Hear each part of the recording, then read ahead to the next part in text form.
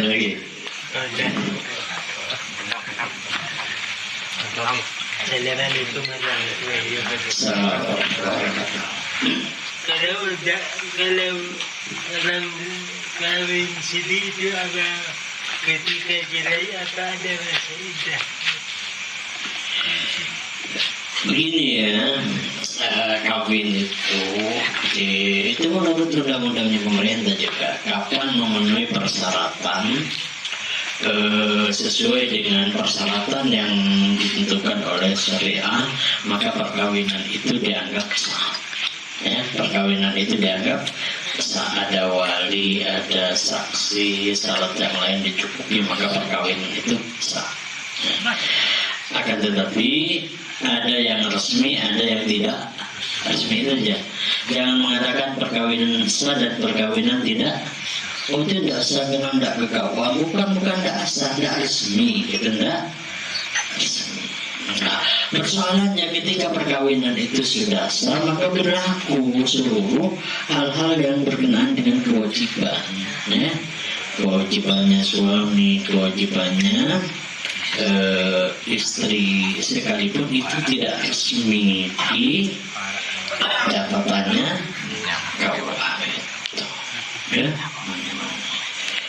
Maka yang ditanyakan pertanyaan kita, Cerai apa? ya sama ketika cerai ada iddahnya juga, sama-sama, ya, sama. Nah, karena itu sah, maka di negara kita juga itu ada aturan yang istilahnya ada isbat nikah. Kamu kawin tahun berapa? Siapa yang mengawinkan? Sah, ditetapkan di pengadilan agama bahwa ini telah kawin secara sah di Malaysia misalnya, gitu ya.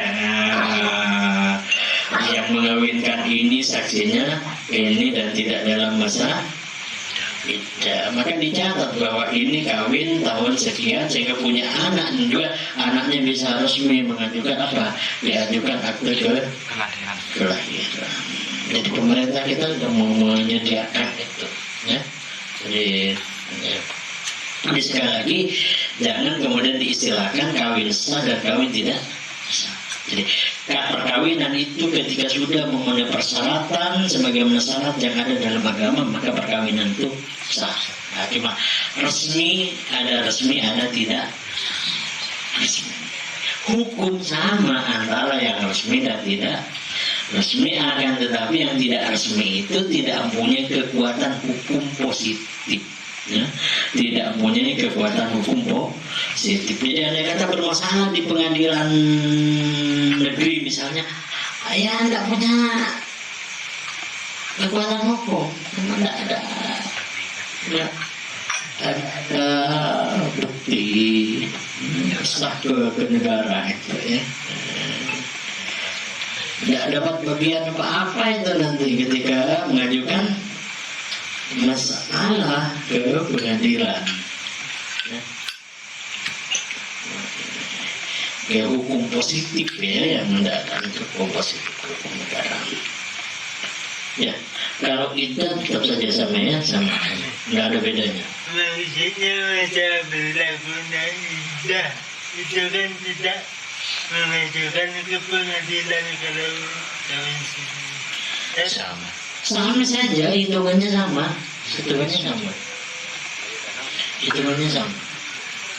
Nih, talak itu jatuh ketika sudah diikrarkan. Nah, dari sudah itu dihitung, maksudnya berapa bulan? Nah, sudah selesai masa itu boleh kawin lagi dengan yang lain.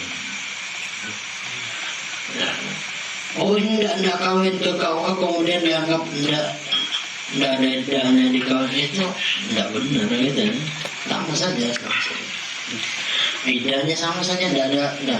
Kemudian kewajiban orang tua juga sama saja, gitu. Waris juga sama saja. Akan tetapi ketika kemudian berkenaan dengan hukum positif, mengajukan waris misalnya, dia tidak punya kekuatan hukum. Tapi bagi di hukum agama tetap saja, ya, anak itu punya hak waris sekalipun kawinnya tidak resmi, gitu, ya.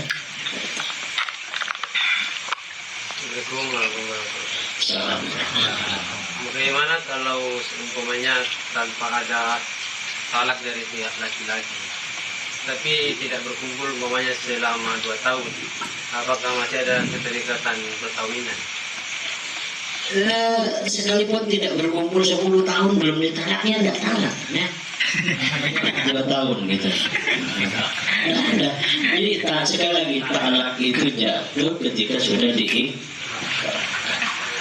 kalau cuma berpisah tempat tidur misalnya, ya 1 minggu, 1 bulan, 1 tahun, ya tetap saja, tetap statusnya sebagai suami istri. Ya, betul. Kalau dia tidak memberikan kewajiban menafkahi atau bagaimana, apakah itu Masih. Kecuali yang perempuan mengajukan gugat cerai, ya, gugat cerai Pak Desa. Tapi selama tidak mengajukan gugat cerai berarti kan dia rela masih menjadi suaminya namanya. Kenapa? Kalau sudah tidak ajukan saja gugat cerai biar cepat selesai. Ya. Persoalannya kalau umpamanya kawin siri kan mau gugat cerai kemana? Ya, ada dua opsi gitu ya. Pertama, kawin sirinya itu diisbat nikah. Nah, sudah diisbat nikah karena memang punya anak misalnya sebagainya. Kalau tidak diisbat nikah, anaknya nanti tidak punya status gitu, tidak punya status. Jadi opsi pertama diisbatkan dulu baru cerai, baru gugat cerai. Isbat dulu ke pengadilan baru sudah itu mengajukan gugat cerai. Kalau saya tidak punya anak, tidak masalah.